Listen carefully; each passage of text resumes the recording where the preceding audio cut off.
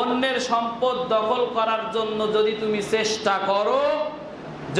চেষ্টা করো অন্যের সম্পদ কিভাবে লুটিয়ে নেওয়া যায়, কিভাবে নাম লিখে আমার নামে নেওয়া যায়, তার নামেরটা আমার নামে করা যায়, এই চিন্তা যদি করো, তাহলে তুমি অবশ্যই জাহান্নামের টিকিট বুকিং করে ফেললে। কথা বলেন ঠিক কিনা? জাহান্নামের টিকিট বুকিং করার জন্য এটাই যথেষ্ট, যদি তুমি অন্যের সম্পদ লুটানোর চেষ্টা করো।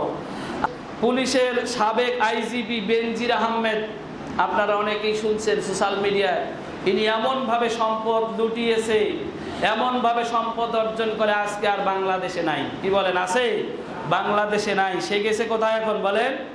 সিঙ্গাপুরে অবস্থান করে। সিঙ্গাপুরে অবস্থান করতেছে। তার এত সম্পদ, এমনভাবে মানুষকে, অসহায় মানুষকে, গরিব মানুষকে এবং যারা হিন্দুত্ববাদী যে মানুষগুলো ছিল তাদেরকে ভুলিয়ে এমনভাবে ভয় দেখিয়ে সম্পদগুলো লিখে নিয়েছে। এমনকি বলছে যে আমি একজন ভালো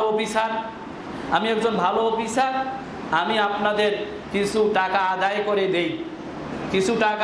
করে দেই, জমিগুলো ছেড়ে দাও, কিছু টাকা আদায় করে দেই। এই কথা যখন বলল, যদি না দাও তাহলে জমিও যাবে, টাকাও যাবে, কিছুই পাবে না শেষে।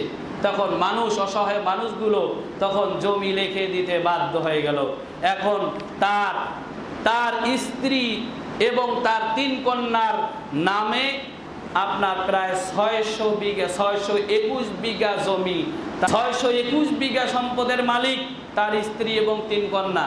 শুধু তাই নয়, ঢাকা রাজধানী, সেই রাজধানীর গুলশানে একই দিনে 4টা ফ্ল্যাট নিয়েছে। কয়টা?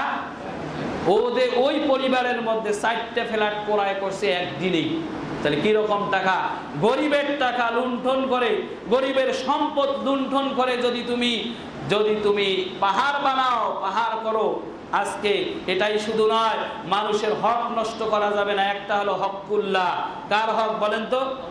আল্লাহর হক। আর একটা হলো হকুন নাস, মানুষের হক। আল্লাহর হক যদি আপনি নষ্ট করেন, আল্লাহর হক কাকে বলে?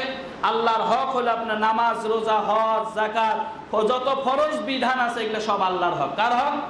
আল্লাহর হক। আল্লাহর হক ইচ্ছা করলে আল্লাহ মাফ করে দিতেই পারে, এমনিতে দিতে পারে না। কিন্তু বান্দার হক আপনি নষ্ট করে আল্লাহর কাছে ফরিয়াদ করবেন যে আল্লাহ তুমি আমাকে মাফ করে দাও, যতই চেষ্টা করো আর পাবে না। আল্লাহ বলবে, এবার পার হাত নামাও, ওটা আমার হক না, ওই দায়িত্ব আমার না, ওই দায়িত্ব বান্দার। তুমি বান্দার হক মারছো, বান্দার কাছে চাও, বান্দার কাছে যাও, সে যদি মাফ করে দেয় তারপর আমি মাফ করবো। বলেন সুবহানাল্লাহ।